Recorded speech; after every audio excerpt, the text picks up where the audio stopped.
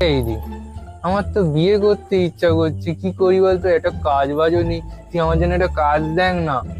ঠিক আছে, আমার কাছে একটা দারুণ বুদ্ধি আছে। চাচা ওই মোড়ের ওখানে একটা দোকান আছে, ছোট ছোট ছোট ছোট। ও বাবা, নতুন কাস্টমার। হ্যাঁ, আসুন আসুন। দাদা, বলছি আপনার দোকানে আমার ভাইয়ের জন্য একটা কাজ হবে। ও আজকেই জেল থেকে ছাড়া পেয়েছে। হ্যাঁ, জেলে জেলে কেন গেছিল? জানলেও কেন গেছিল? আসলে ও একটা ইন্টারভিউ দিতে গেছিল।